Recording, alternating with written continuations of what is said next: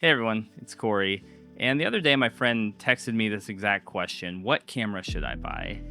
And, whenever people ask me this question, it always kind of puts me in a tough space because I'm like, how much money do you have to spend? What goals are you trying to achieve? There's a lot of different variables that go into answering this question. And I feel like when this question is posed to filmmaking, YouTube, and the video production space and all that stuff online, I feel like a lot of the answers I find either not helpful, they're not genuine, either from the people asking them or the people answering them, or there's just a lot of like half truths about things, people trying to sell you on things that you don't need, whether it's like the newest camera that just came out or, it's got better autofocus or whatever. And I hate that sort of stuff when you're trying to stretch your dollar as far as it can go, and this is a hobby, this is something that you're really passionate about, you want to turn into something that you can make money with, or you want to create works of art, you want to see your films come to life. It's a big hurdle to figure out what type of camera that you should buy. And so that got me thinking, and I wanted to throw my hat in the ring in answering this question to the best of my ability, just being real with y'all, and talk about what I think are some of the best cameras that you can buy in 2025. And particularly, I want to talk about budget cameras, like sub $1,000, because I know there's a lot of you who watch this channel who want to make films, but you're trying to not break the bank doing this. Or maybe it's your first foray into doing filmmaking or video production, maybe trying to freelance a little bit, and you just don't have the money to invest in something that hasn't like proven itself, like fruitful. You haven't got that return on investment. And that is totally legit. Like, I resonate with that. But there's so many people on YouTube who say that you have to have the most expensive thing. It has to have all these functions and features, and that's just not true. And just to preface this, these are my camera recommendations. They're from my experiences working in the video production space, the stuff that I've researched, the cameras I've gone to test and use. There's a lot of factors that go into my recommendations. But at the end of the day, they're my recommendations, they're my opinions. And I'm not trying to claim like these cameras are the best cameras ever.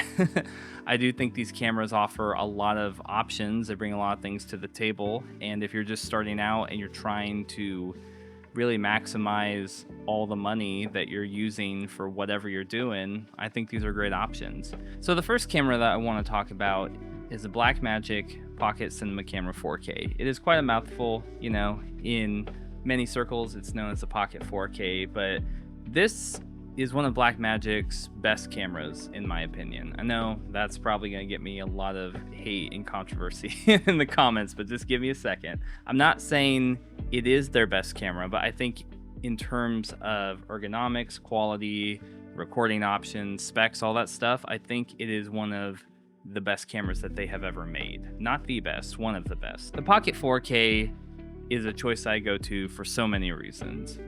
Just the image is beautiful, the recording options, the codecs that you get are amazing. You can shoot in Blackmagic RAW, you can also shoot in ProRes. You get beautiful color, like I've mentioned. I just feel like the image is so sharp and crisp, but not in like an overly sharpened way, but in a very filmic way. And I love that about this camera. And this camera can be found for a steal. In the last year, Blackmagic actually discounted this camera, so you can buy it new from them or from other sites like B&H for less than $1,000. I think it comes in at 990 something.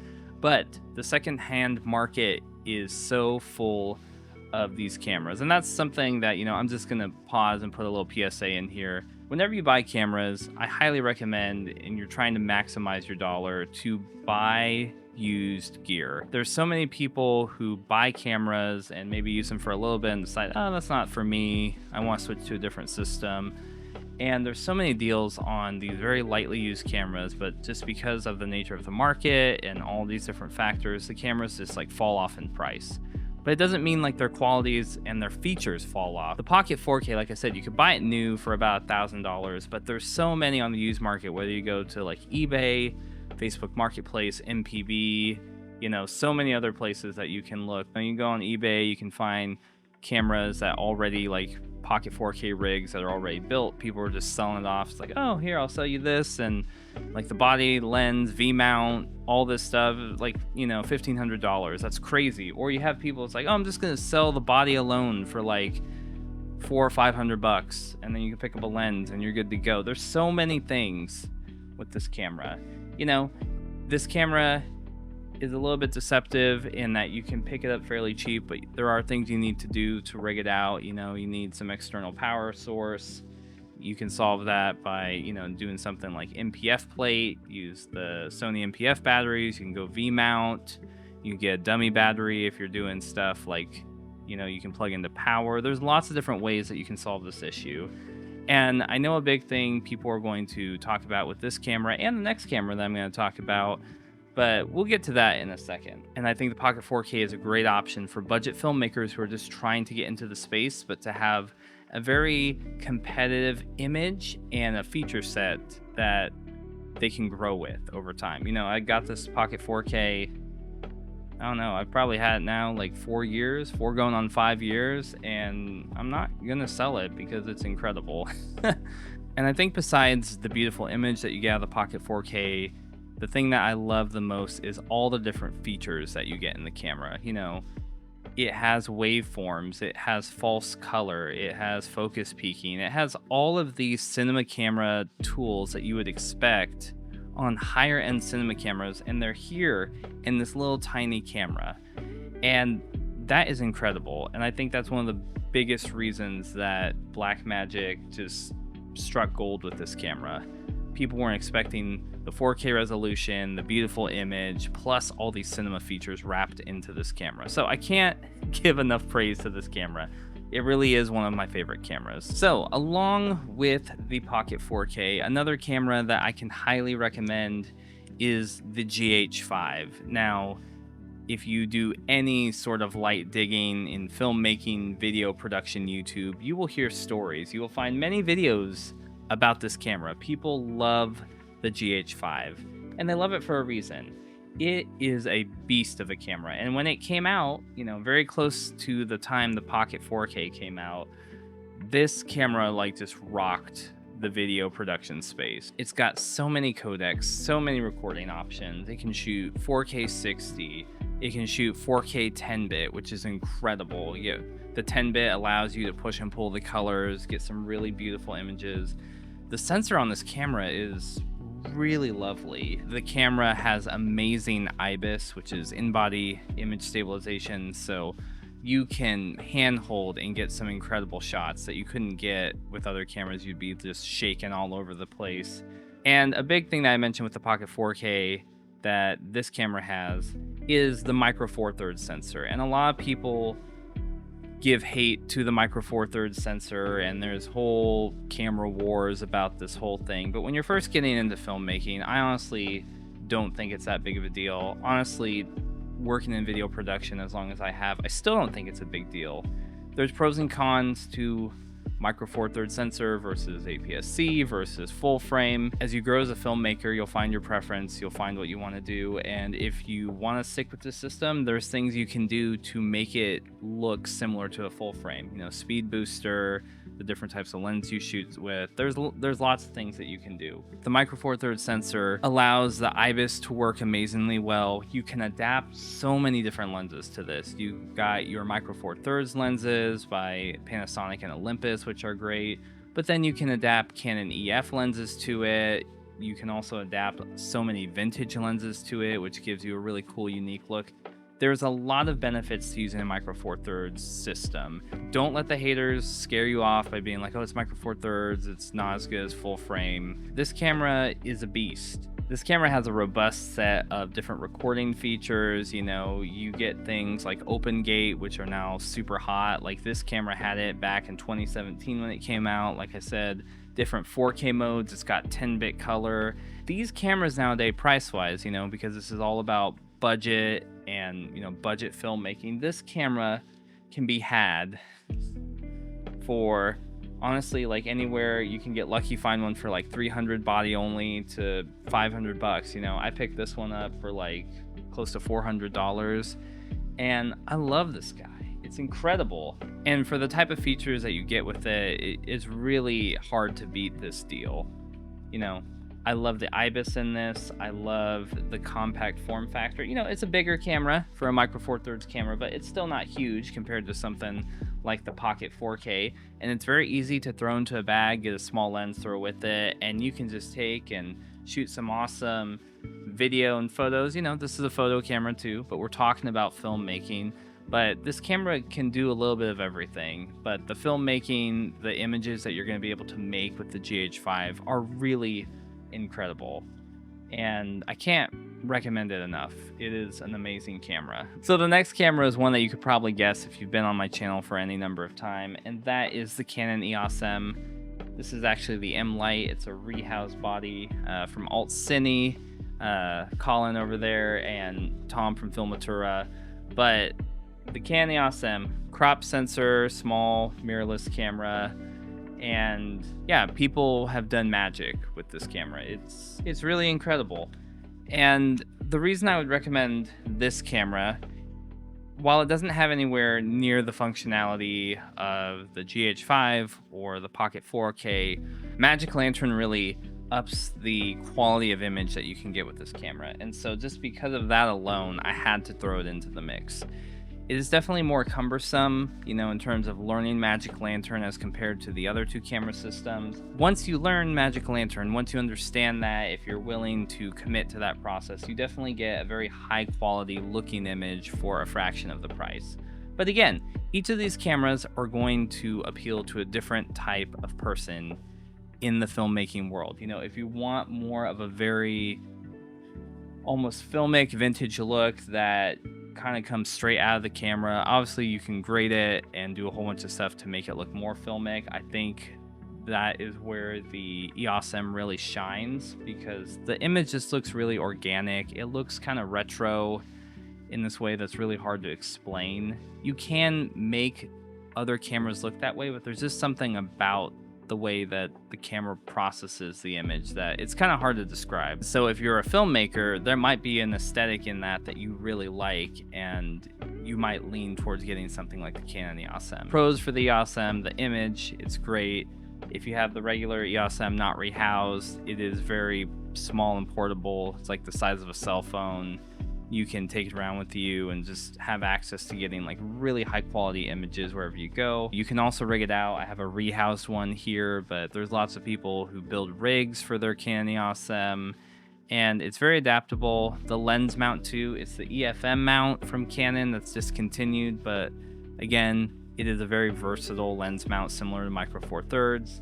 If you want more of a full frame look, you can speed boost with it. And though there are a lot of challenges, like I mentioned, there are a lot of pros to going with a system like the Canon EOS M and Magic Lantern.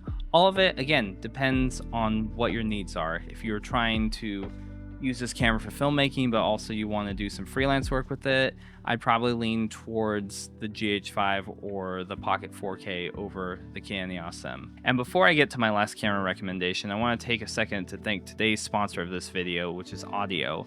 Audiio is an all-in-one audio platform that you can find high-quality music for your different projects, whether it's a short film, a YouTube video, client work, freelance, whatever you need, Audiio has you covered.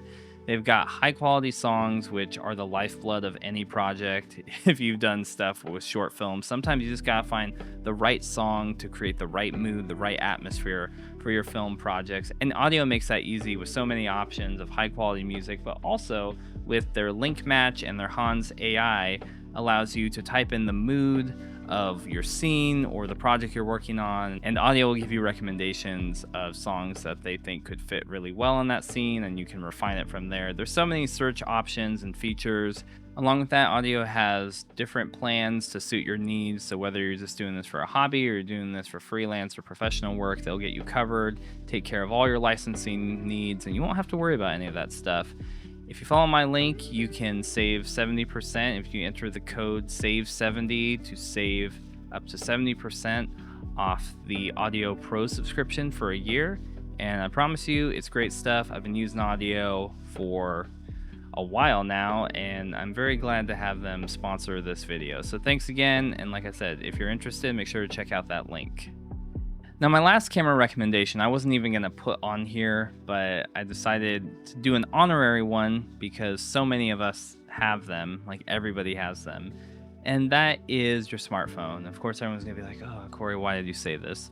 But honestly, the apps that have come out recently have really stepped up the iPhone filmmaking game. And particularly, you know, back in the day, it used to be something like Filmic Pro, if you remember that. But honestly, Blackmagic has really come in and just disrupted the market in so many ways. And so the Blackmagic camera app is incredible.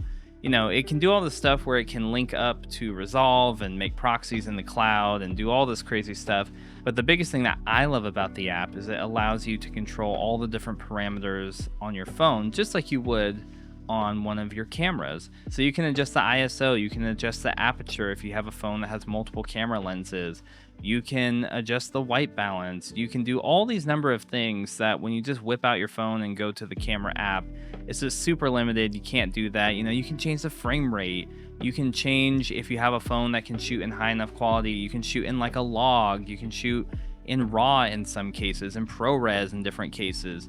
But it's just incredible the amount of potential and features that the Blackmagic phone app unlocks. If you are on a budget, which I know like we all are, and it's like, oh, I don't have anything, but I want to make something, I want to start getting in the reps for filmmaking, I honestly say you can download this app and you can shoot some stuff and get some pretty high quality. I've done a little bit of testing with this and shot like just a few things, never anything like a short film, but I've always been impressed with the quality of footage I've gotten out of this. And I don't have the newest iPhone or the newest Samsung or whatever is going on. You know, I'm a couple years back, baby. I'm not trying to ride that wave paying $1,500 every year. I'm not trying to do that. But I think this is a great alternative.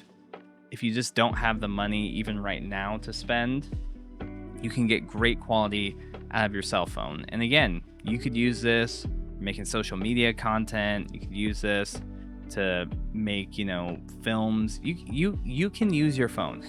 And so the moral of the story of this whole video is I don't want anybody to be held back by things that they watch on YouTube when you're looking for like, what camera should I buy in 2025? And people say, oh, you need to buy the newest Sony, you need to buy the newest Fuji, you need to buy the newest whatever. That is just not true.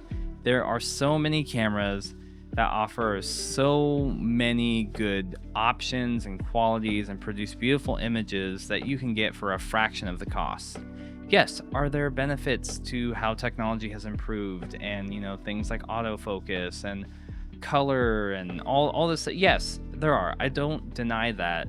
But when you're first starting, when you're working, when you're hustling, and you're trying to make your money go as far as you can, I think buying used and buying budget gear is the way to go. Secondhand gear is the way to go. And the thing that is crazy about this, I think people forget for a lot of these cameras, excluding the Canon EOS M, the GH5 and the Pocket 4K were professional line cameras when they came out. You know, they were flagship cameras for these companies. They weren't just like afterthought companies. So you're getting professional level features for the time that they came out in these cameras. And so I think that's one of the reasons why cameras like this hold up so well, because they were designed to be flagships. They were designed really for thinking about what people need for filmmaking for video production. A couple honorable mentions I'll throw out there. The Fuji X-T3, I've heard is a great, amazing camera that, like, again, was very like disruptive when it came out. It just kind of shook the world for filmmaking. It's a great hybrid camera. I've seen people shoot incredible things with the X-T3. My friend who has a Fuji speaks very highly of this camera. You know, the X-Trans 4 sensor went on to be, I mean, it's still used in some of Fuji's cameras right now, like the XS20 and stuff, but would highly recommend picking up an X-T3. You know, again, it's got 4K, you can do 4K 60 with it, it's got 10-bit color, lots of the things that you would want and need for filmmaking. And that's all I got. People are gonna be like, where are the Sony honorable mentions? I don't know. Sony makes good cameras. They're just really expensive. Any of the stuff that I would recommend. So I got none for you here. And Canon is complicated, you know. I don't know what else to say about Canon. They got some stuff you love, and then they just do some things that break your heart. So maybe next time. So hopefully you found this video helpful or entertaining at the least. If you did, make sure to give it a thumbs up. Subscribe to Reel Filmmaking for more stuff coming about filmmaking, cameras, Magic Lantern, all that goodness. Until next time, keep making movies and watching movies, and I'll see you on Reel Filmmaking.